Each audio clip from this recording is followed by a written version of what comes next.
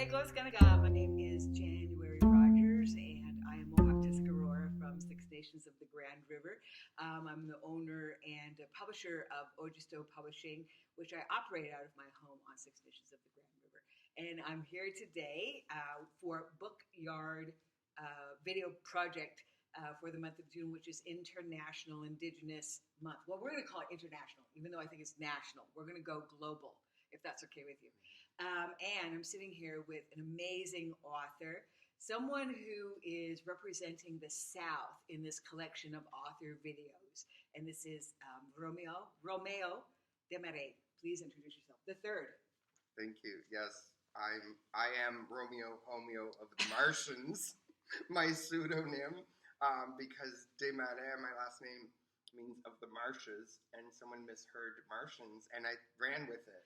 It's not wrong. Right? it's fun. And when I start, I always introduce myself when I do a reading, when I start, and especially when I'm mic'd, and I am, the whole room like just goes, what? So I am Muskrat Métis du Grand Lac Ste-Claire. So this is, London is my hometown. Windsor is my original hometown. And I've been writing for a long time, but I am emerging, and thanks to your amazing mentorship. I always say January throws like stones that skip, and the reverberations just like go on and on and on. Well, thank you. Everything that you do. And thank you. But, you know, you have to be in the pool to feel the reverberation to begin with. So yes. I wanted to put the credit back to you. Oh, thank you. In this interview for Brickyard Books, I wanted to kind of help everyone understand where we come from as authors and as Indigenous authors, because there is, of course, you know, the regular national literary scene, and we're something else, I'm going to say, something added, extra added. And to do that, we could easily replicate what's already been done, but we have the freedom and we have the heritage, birthright, if you will, to be able to invent new genres, fuse the genres together, do something new and exciting, which really might be old and traditional, if you know what I mean. Sure. So I wanted to know about your Métis heritage. Roméo, you have, when we first started working together, that was one of the first things you told me about yourself. And I thought, okay, great. And then I started to see it in your work. But I wanted to know, and I wanted you to have the opportunity to share who you are as a Métis person and how you came into knowing who you are as a Métis person. Sure. Okay. Well, first of all, my indigeneity is a gift that I was blessed with late in life. Because unfortunately, I wasn't raised knowing I was Métis, and I thought you might ask about this, and I wasn't sure how I would reply. And when I thought of it in terms of my queerness, I thought I would not withhold, I would not closet myself in terms of, because when I came out at the age of 21. I was ready, and it was a matter of the personal being political, and so the same with my indigeneity in terms of being Métis, Muskrat Métis. I could have chosen to hide that fact, because unfortunately, with the Métis in general, there's a lot of conflict. There's a lot of politics, which my elders asked or advised to not disclose that I've learned late in life, but so in comparison to my queerness, I can't hide any aspect, and as a poet, I write my truth, and my truth is that I learned this later. It doesn't make me any less Indigenous. That's right. Because your heritage is your heritage, and for someone, so you know, if someone from, you know, the Red River Métis who are, you know, who waste this precious energy by like this witch hunt of people who use the word Métis that they claim is not, that they somehow own that. Yeah. It's just so wrong. So I don't care, and I'm speaking my truth, and it reflects in my work greatly because it's a double-edged sword in a sense. Because as grateful as I am to know my heritage, it brings me also so much sadness in that I don't regret anything in my life.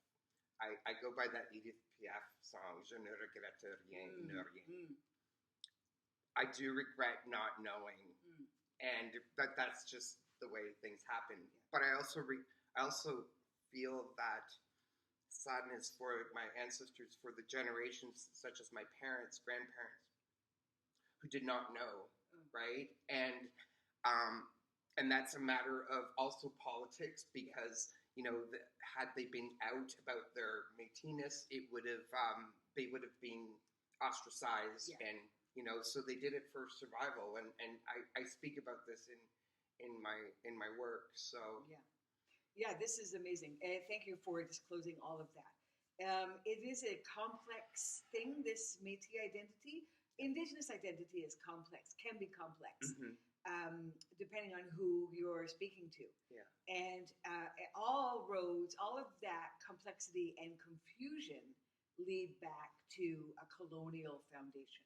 Absolutely. So it's almost as if we as people and as artists are reacting to that colonial foundation of denial of identity, removal of identity, and so forth. And I've always, and I don't identify as a queer person, but what I have recognized is that Two-Spirit people are a nation unto themselves as well. It's a whole nation, a cultural nation. And so you've got all of this going for you, and I'm so happy that you've come into that knowing, a cultural knowing, and you're queer knowing, and we see it in the work. So thank you for that.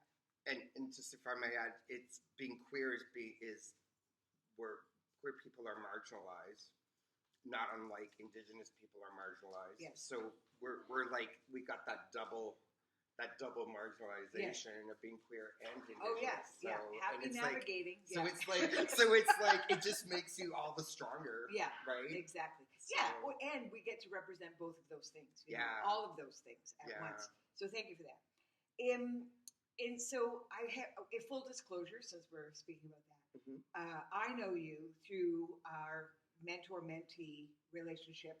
I'm just about to finish my term as the writer-in-residence here at Western University, where we're recording this at the Wampum Learning Lodge. Gorgeous facility. Thank you to everyone here for that. Thank you. And so in that time that we've been working together, I've discovered so much about you, as one does in this kind of like intense relationship. Yeah. And one of the things that I really was so excited about learning about your writing practice was your innate and unique practice and ability to work with form in terms of words. So where does that come from? Because it seemed to have always been there. I think it comes from that my creativity beyond being a musician. This is my rain stick. This is my drum. But I play piano. Yeah. And it escaped me. It's the Ojibwe word for drum. Okay. The person I got it from. Beautiful. Yeah. And the eagle. The eagle, because it's the Ojibwe word for eagle or aigle. Okay. In French. Nice. So visual art, because for me, I have the A and Z and an asterisk tattooed on That's me. Something I didn't know about you. Oh, really? Oh, there you go.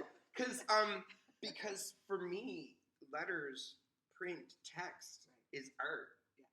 So I represent that as myself being art, and tattoos are very personal. So and I get all kinds of interpretations of it because people don't think the alphabet, but I like what I get from it.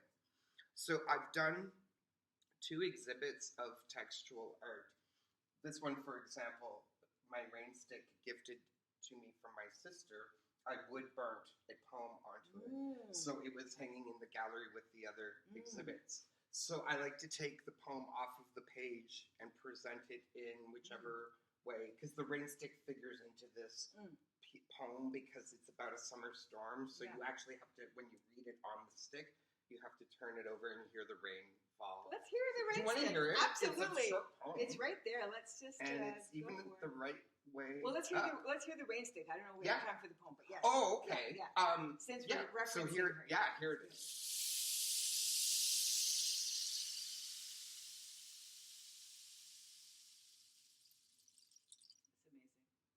amazing. And do you know what it's made of? Cactus. Yes. Yeah, with the spines poked in. Amazing. Yeah, it's such a relaxing sound. Thanks for bringing it. But in terms of form in general, and this is something that I think I've really started in my mentorship with you, is that I think this is where like my queerness and not fitting within the boundaries of like the status quo and like what's normal, or I don't feel limited by the left-hand margin or, putting words just the way they should go. I like to expand them.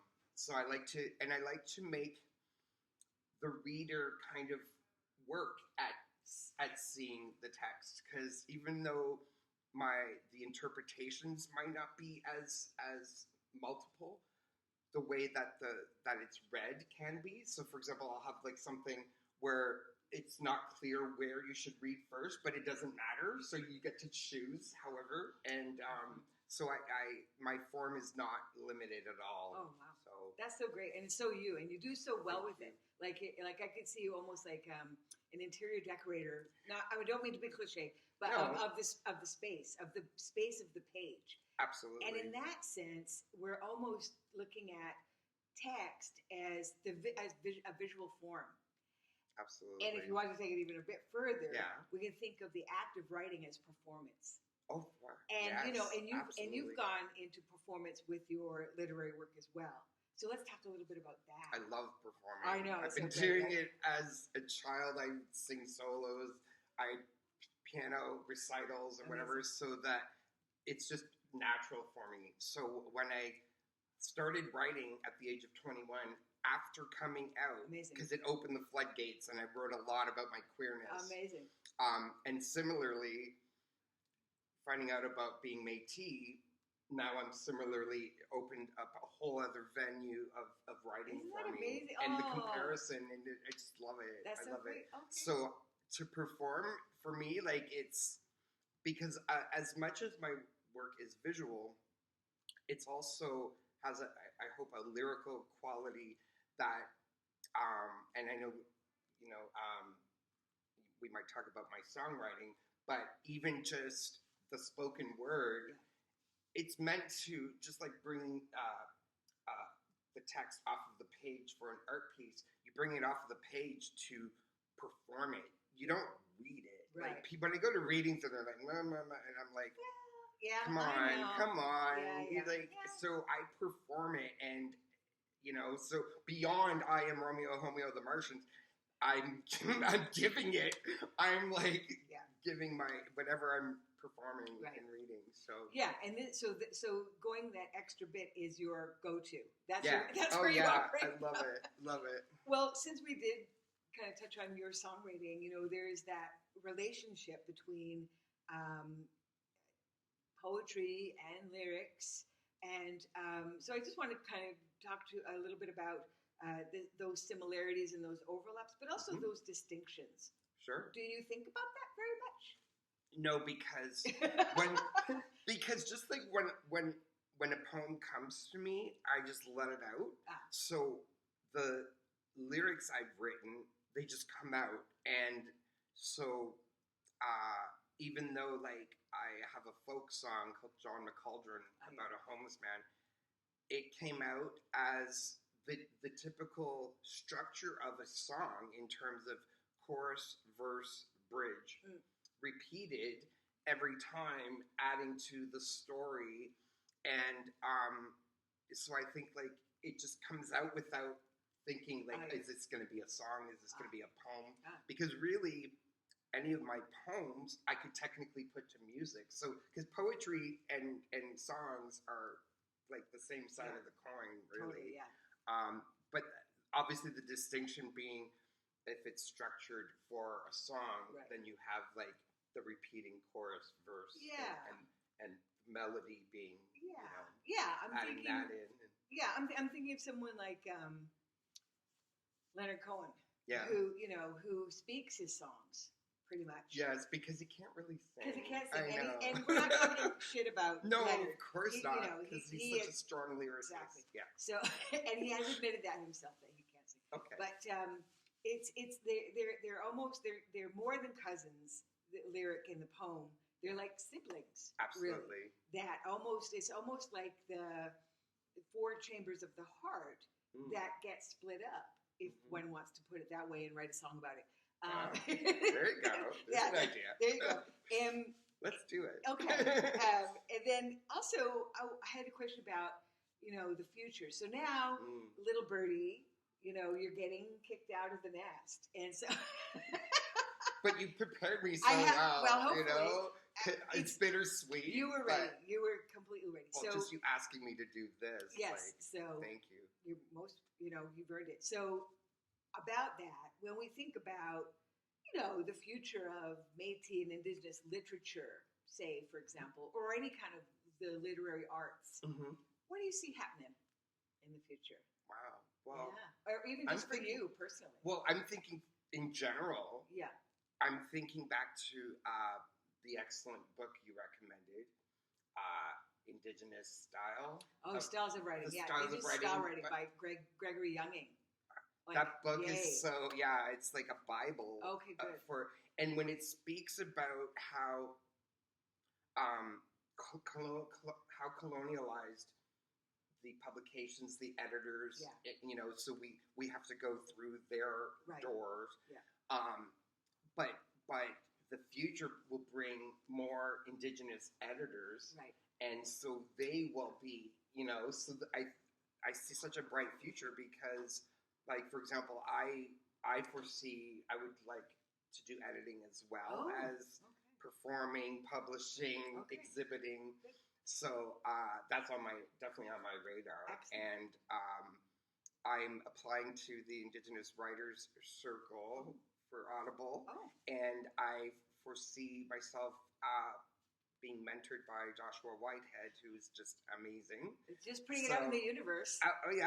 Because I just feel like it's a natural progression in my practice. Yeah. And so I'm just feeling like, not to be too confident about it, but I just feel it's going to happen. Right on. So, and that will open so many more doors. Oh, good. So here's a fun question. Yeah. Say for example, you got to go on a writer's retreat anywhere in the world that you wish, or space, as a Martian. And, what are some things that you definitely, or some individuals that you would definitely want to have with you to keep you inspired during a year-long residency? What are some habits? I know Mars has some good Wi-Fi, so as long as there's some according to Elon Musk. Yeah, there you go. So as long as I can, because being a word geek, like I will check every word and I'll be like, is that the right spelling? Is that the British spelling? The Canadian spelling? Right. How do I, like, one of my bookmarks is like the Cree English translation dictionary. Nice. So if I didn't have that to explore words, like it'd be hard because like can only bring so many dictionaries. Yeah, you're laboring over these words, and it shows. It shows in the work, the results of what you write. It's there on the page. It's there in the presentation, and again, evoking the name of Leonard Cohen, he too labored over every damn word.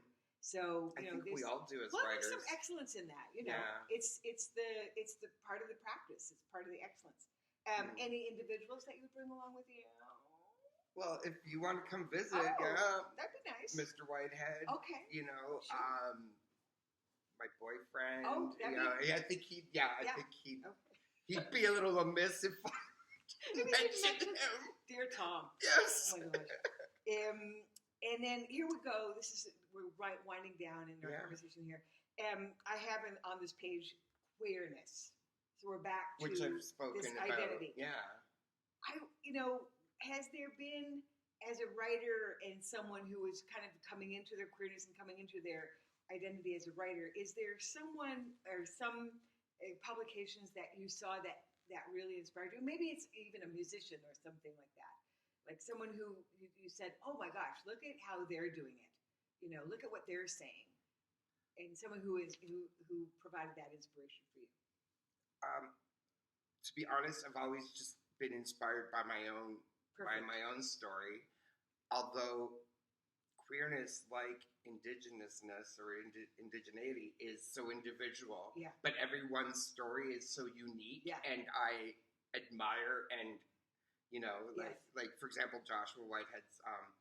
I'm listening to his latest essays. Making Love to the Land. Yes, Making Love with the Land. With the Land. Yeah. It's so good. His queerness is so different from mine, and the use of the term IndigiQueer, I think, is fantastic because I understand Two-Spirit can be, interpreted like differently in terms of like being very traditional, but not necessarily in the colonial positions. So and we get to define ourselves however we want to. Exactly. Yeah, and generally speaking, the Indigenous community is becoming more and more safe for Two-Spirit people. And in that, we get to enjoy the excellence of those nations that, I don't even want to call it a sub-nation, it's like an extra added nation to the nations that already exist and are recognized in terms of Indigenous nations, So it's kind of like this beautiful extra community that that are amazing artistic creative contributors to the larger fabric of what we're doing as artists. So this is wonderful. I want to give you some time to talk about anything that you'd want to kind of mention at the end of our interview. I'd like to see what you were just speaking of as circles that overlap. So you have like a queer circle, and they all like overlap, but yet they're distinct in their in their own circle. Yeah, exactly. Yeah, so when I was poet laureate, I say this all the time. Yeah. When I was poet laureate of Victoria, I got to of the city or of the city. Oh, yeah. I thought it was UVic. Oh, no, nice. The whole damn city. Yeah. Okay. So I had the great opportunity to be invited for Pride month. We had a wonderful literary Pride events in June. Awesome. In June. June is Pride Month. Yes. Which is so cool. Yes. That Indigenous. I know. It's right? So great. Yeah. Let's have it all. Yeah. And in that time, that's where I made the realization that the queer community is a nation unto itself. Right. And when I came to that understanding, I went, okay, as such, then there's governance that happens. There's those, personality and dynamic idiosyncrasies that happen within the community. There's things that are cultural definers, music, clothes, what have you, and then the literature. Fabulousness. The fabulousness, exactly. Sure. Speaking of which, when I was... Here we go. When I was poet laureate and during Pride, I got to wear, this amazing woman in Washington State made me a sash with long fringes. Was it rainbow? It was purple and white like the wampum belt. Oh. And it had the letters PL for poet laureate. And I got to ride in the back of a convertible, waving like the queen, like a fucking queen, with a crown. And, nice. And I loved. That's like one of my best memories of that. I hope you have pictures. I have. Yeah. That's awesome. But this is where I realized all of these communities really again hold up the excellence of who we are. And the more that there's an inclusive practice in that, the more that we can exist in a strong way. this is what I want to add. Yeah. You know? I'm personally interested in your history with queer people in terms of like that wasn't your first introduction to, no, like you must no have known. Yeah, but realizing at that time, like I was there not only representing the writers and representing females and representing the city, but representing my nation, that I was also being asked to join this other community. I went, oh, that's awesome. And when I started to think in those terms, it made sense. It's like, okay, this now I have a very kind of empowered and strong, better understanding of how to relate. Okay. Because, your nation, queer nation, we exist almost in parallel with our challenges. Yeah? Yeah. So that marginalization. Exactly. Yeah. So this is where I'm coming from with that. When I say that was a realization for me, and as such, it's like now it's like I don't want to do anything without queer people. Oh, awesome! And what's cool too is that both nations, those margins that we've been placed within, we're pushing those so out of the way, and both nations are evolving where that no one gives an F, and it's like so that we're both getting so much stronger that because when you look at queer literature as well as a separate type of literature, like there's so much out there, and for example, my Boy George lyrical essay I'm submitting to this journal called Fruit in Manchester, England, because I figured, well, he's from there, and it's a funny piece. It's short, and that's what they're looking for. Yeah, you can read it. I hope he reads it. My sister loved it. I showed her because she's in it. But so that's just one example of of how I like to, I've got my toe in like a lot of different pools, Yeah, I mean, and that's what we have to do as creators, as artists, is we always are juggling at least 10 balls. Oh my goodness! I mean, but that's how it goes, and one has to kind of like learn how to manage themselves and stay creative at the same time, which is a real feat. Like it's no one teaches you that. The managing part is my least favorite part. Like performing is up there with obviously writing because that just comes out, and the performing is like, ooh, I get to write. I get to share what I wrote. But like the day to day, like writing applications and grants and all that, it's like, part of it. It's hard. Yeah, it's a drag. Yeah, and that whole like the self discipline you need to be organized, because I know you're very organized, and that's like something I'm constantly learning, because it's like when, like you say, when you've got 10 balls to juggle, you got to know where everything's at, and deadlines are a huge thing. And if you're like I say, my 2 degrees from university are basically in procrastination, so I've had to. So I technically have got a music therapy and sociology degree, but like I just got those, though, like, because I would wait to the last minute, do an all-nighter, There is a joke that goes with that. Yeah. They say, when the dancer is inspired, they dance. And when the painter is inspired, they paint. And when the writer is inspired, they procrastinate. Do you? I don't. I was going to say, did you learn that, or have you just always I don't know what it is, man. Like, it's wow. There's like something, I get a lot of spirit help, I have to say. Oh, cool. I feel that there's a lot of spirit help who kind of keep the big lighter lit under my ass the whole time. So I'm just like, okay, I'll do it.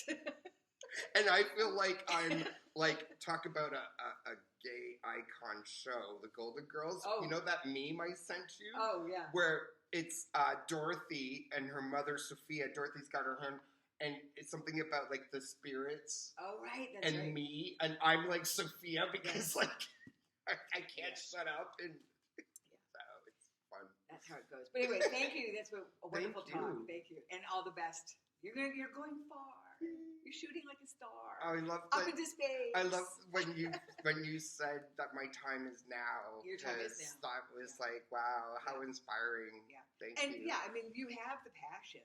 You know, RoMeO, you have the passion, you have the talent.